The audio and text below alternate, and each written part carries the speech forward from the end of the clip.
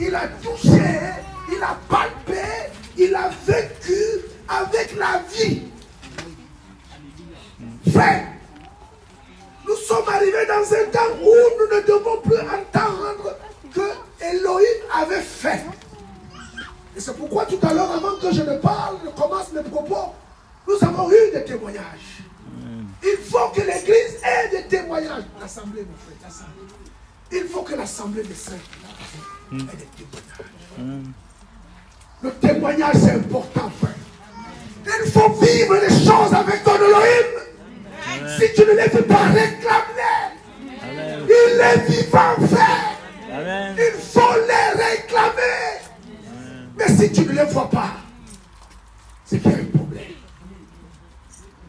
Jean dit qu'il était le témoin d'une chose. Et si nous prenons le livre des Actes, là-bas, mon frère, toujours. Actes. Chapitre.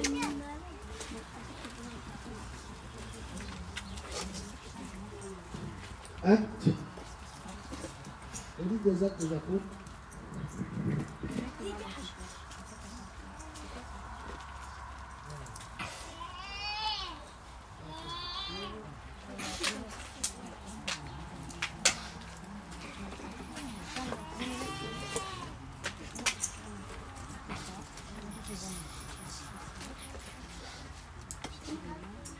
Actes chapitre 4.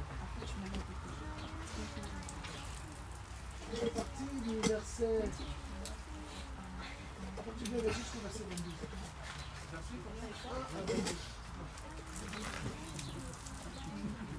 À partir du chapitre 4, du verset 1 à 22.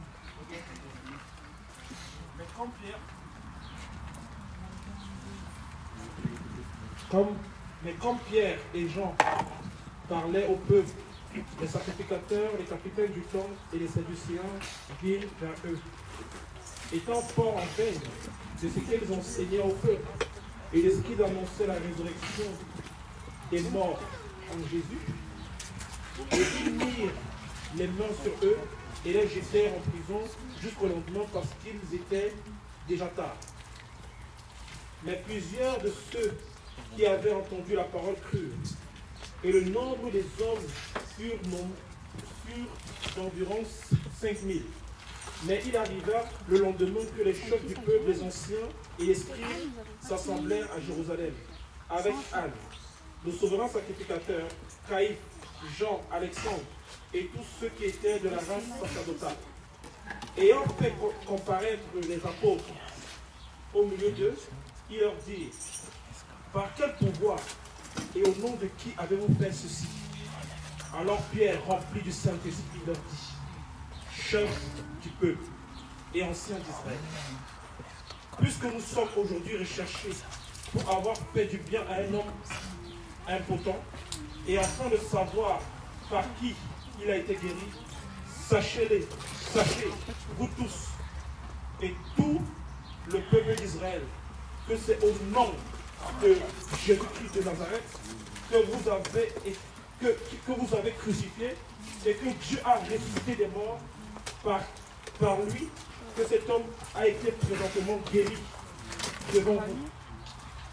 Ce Jésus est la pierre qui a été rejetée par vous, qui bâtissez, et qui a été faite pierre principale de l'ombre. Et il n'y a de salut en aucun autre sous le ciel et sur la terre par lequel un homme peut être sauvé. Voyant la hardiesse de Pierre et de Jean, et sachant que c'était des hommes sans lettres et du commun du peuple, ils étaient dans l'étonnement et ils reconnaissaient qu'ils avaient été avec Jésus. Et voyant que l'homme qui avait été guéri était présent avec eux, il n'avait rien à opposer. Alors, leur ayant commandé de sortir du Sanhédrin, ils délibéraient entre eux, disant: que ferons-nous de ces hommes? Car c'est une chose connue de tous les habitants de Jérusalem, qui ont fait un miracle évident, et nous pouvons le nier. Mais afin que cela ne se répande pas davantage parmi le peuple, défendons-leur avec une grande menace de parler à qui que ce soit en ce nom-là. Et les ayant rappelés, il a défendu absolument de parler et d'enseigner au nom de Dieu. Mais Pierre et Jean leur répondirent, jugez si est juste devant Dieu de vous obéir plutôt qu'aux hommes. Car pour nous ne pouvons pas ne pas parler des choses que nous avons vues et entendues. Ils les renvoyèrent donc avec de grandes menaces, en trouvant pas moyen de les punir à cause du peuple, parce que tous glorifiaient Dieu de ce qu'ils étaient arrivés. Alléluia. Frère, je veux nous dire quelque chose. Il faut que tu aies ton histoire avec Jésus. Il faut que tu aies ton histoire avec Jésus. Souvenez-vous de Marie de Magdala, qu'il va acheter un parfum, un plan méticuleusement organisé, orchestré. Elle va arriver chez ce pharisien, chez Simon. Non, c'était c'est qui? C'est Simon ou Simon. Et cette femme va venir. Tout le monde va connaître que c'est une femme de mauvaise vie. Mais elle voulait écrire son histoire. Alléluia. Et elle a écrit cette histoire. Amen. Et à la fin, qu'est-ce que le Seigneur va dire? Partout où cette histoire sera dit, on se souviendra de qui? De cette femme. Alléluia. Et on parle d'elle aujourd'hui. Frère, les témoignages que nous entendons ici nous interpellent. Il faut que nous soyons interpellés afin que nous puissions écrire notre histoire, frère. Ton histoire ne sera pas écrite par un étranger, mais par toi-même, avec ta consécration, avec ton dévouement, avec ta sanctification, ton humilité, ton obéissance, ton sacrifice, ton service pour ton Seigneur. Papa, gloire à toi. Oh frère, il faut que tu écrives ton histoire. Parce que celui de qui nous parlons aujourd'hui, il a écrit son histoire, mais avec son sang. On ne peut pas être enfant d'Élohim en marchant sans avoir écorché. Alléluia. Alléluia. Alléluia. Les apôtres vont être interdits de parler de lui. Mais ils vont dire, jugez-en vous-même. S'il est convenable d'obéir aux hommes ou à Élohim. Dis-moi un peu dans ton travail. La France est un pays laïque, c'est vrai. Il y a les principes de la laïcité. Mais Paul, je connais un homme qui a dit dans la Bible, prêche l'évangile en tout temps. Favorable ou non. Alors, tu dois obéir à la laïcité ou tu dois obéir à la parole? Oui, frère. Il faut que tu écrives ton histoire.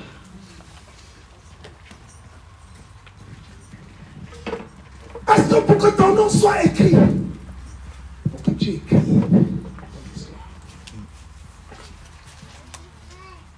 Il faut que face au mur, tu dis, Seigneur, souviens-toi de moi comme Ézéchias.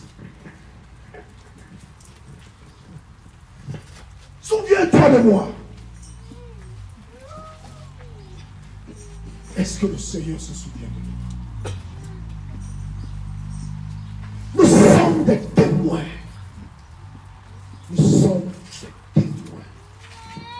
Vous savez, Paul dirait dans le livre de 1 Corinthiens chapitre 2, il dit, l'évangile que je prêche, moi Paul, ne repose pas sur les raisonnements humains ou des discours philosophiques, mais l'évangile que je prêche est basé sur la puissance et la démonstration de l'esprit d'Élohim. Alléluia. Je vous ai dit que j'avais foi, maintenant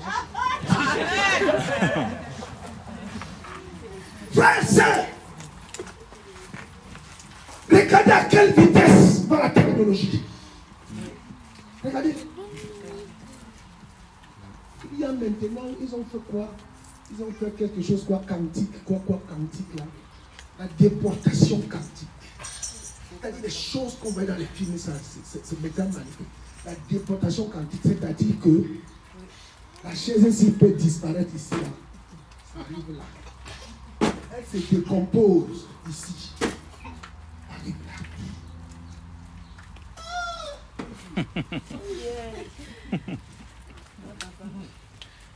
Ça existe.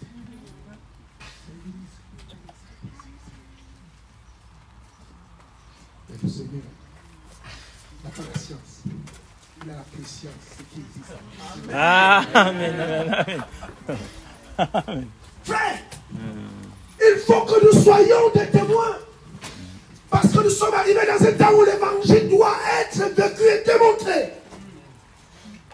Vous savez ceux qui ont l'esprit scientifique, les mathématiciens, là, tu vas faire le blablabla. Bla, bla. Si tes équations-là ne tombent pas, tu vas dire, mets-toi à côté. Donc, comme la sœur avait le dos bloqué, courbé, les médecins dans la confusion, elle a dit, Seigneur, viens et plaide-moi. Et lorsque les médecins l'ont vu, je suis sûr que ce médecin dit, mais qu'est-ce qui se passe? Expliquez-nous. Et là, on va parler de qui? Vous savez, frère, écris ton histoire.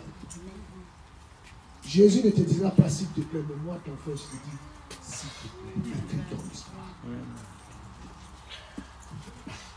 Il faut marquer ta position.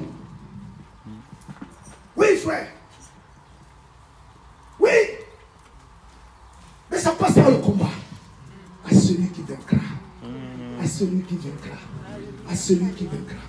Mais donc toi, dans le vaincre, là, tu as pris, tu as mis à côté. Tu as dit, moi, c'est le Mac Drive. Tout est déjà prêt. Je donne la carte. On vient manger. Non, il faut que tu cuisines. Il faut même le marcher. Alléluia.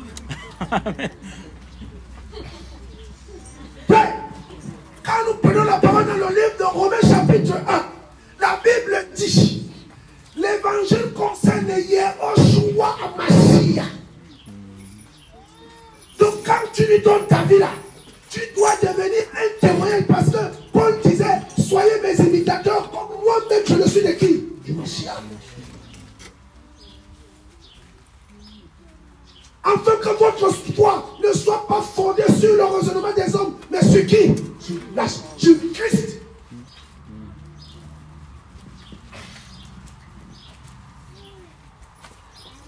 Mais la bonne nouvelle, c'est quoi? Et c'est que dans tout ça là, celui qui fait tout, nous devons être dans l'obéissance.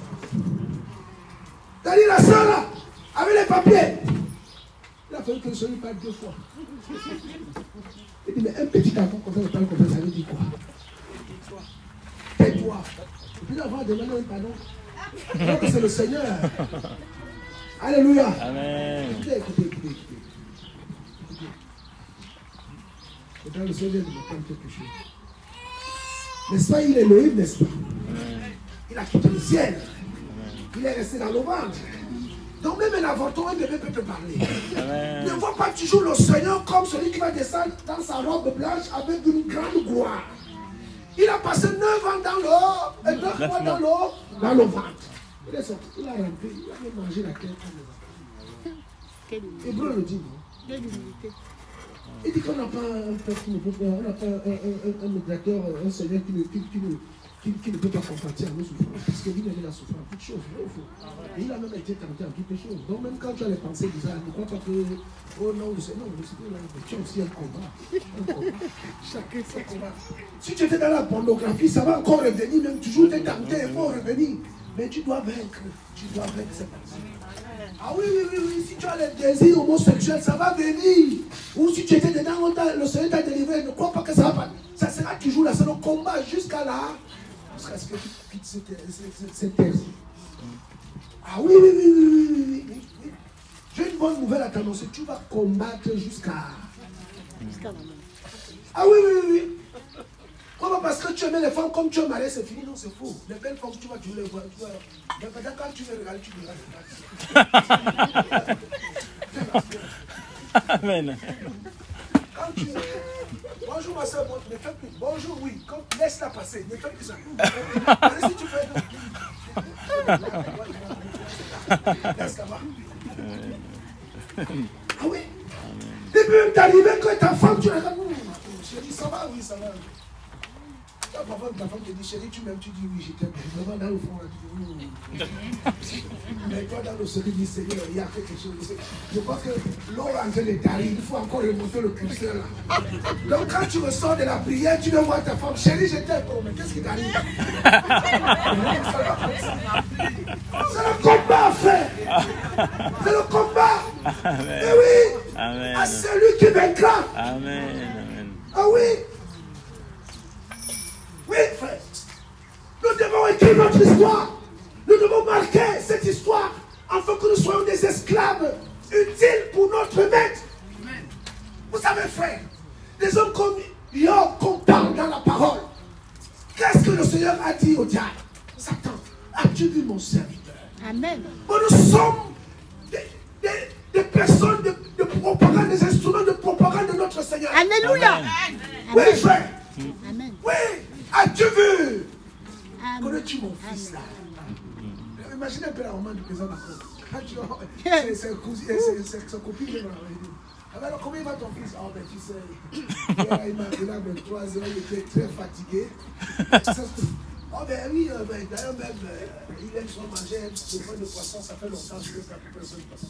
Donc, elle nargue ses copines comme lui, elle, son fils, c'est le président. Et en plus, elle a le privilège de faire un pain de poisson au président de la République, qui a le plus grand cuisinier de France. Ah ben oui. Donc quand le Seigneur est en haut de son trône là-bas, Amen. il regarde mon frère Patrick là-bas. Le diable lui dit, mais écoute Patrick, il me dit, vas-y. Je connais c'est mon fils, il ne t'inquiète pas. Michael, Patrick, tu sais, non, laisse. Je l'ai vu hier, il était dans la prière là, papa, en tout cas il était dans la prière. Il n'y a pas de problème. Il arrive au travail, Patrick. La crise de n'importe quoi et tout. Patrick dit, c'est ma vie, c'est un peu, c'est ça. Tranquille. Oh chérie, je peux toi, voilà. Et que c'est ça. Ils m'ont pas dit, c'est pas possible. Qu'est-ce qui se passe? Il vient le lendemain. Ah, et pourquoi? Mais parce que nous sommes l'adresse de Yeshua. Amen. Frère, la Bible dit les autorités, les dominations connaîtront par qui? Par l'Église. Amen. Quoi? La sagesse infiniment variée de qui? D'Élohim. Amen. C'est nous l'adresse. Nous sommes les instruments de propagande de notre maître. Amen. Mais dis-moi alors, si tu jouer à l'équipe C là, comment on va faire? Il y a les pros, il y a l'équipe professionnelle. Paul dit, les athlètes se donnent toute forme d'abstraction. Pourquoi? Pour un titre quoi? Une couronne quoi? Corruptible. Mais nous courons non pas pour battre les lèvres, mais nous courons vers un prix de la vocation céleste. C'est ça, frère. L'excellence en Mashiach. Amen. Sans jalousie, comme le frère a dit, Moïse était quelqu'un. Amen. Sans jalousie. Amen. Mais nous courons vers l'excellence. Où chacun a sa place. Amen. Où chacun est couronné, honoré à sa juste valeur. Parce que Paul dira que même les étoiles diffèrent d'éclat. Donc il n'y aura pas d'usurpation de couronne. Ta couronne sera ta couronne. S'il faut qu'on prenne une grille pour prendre ta couronne et te mettre sur la terre pendant la grille parce que tu as fait le travail. Maintenant, s'il faut prendre une fourchette pour prendre une petite couronne, tu vas la passer, tu vas la boucher.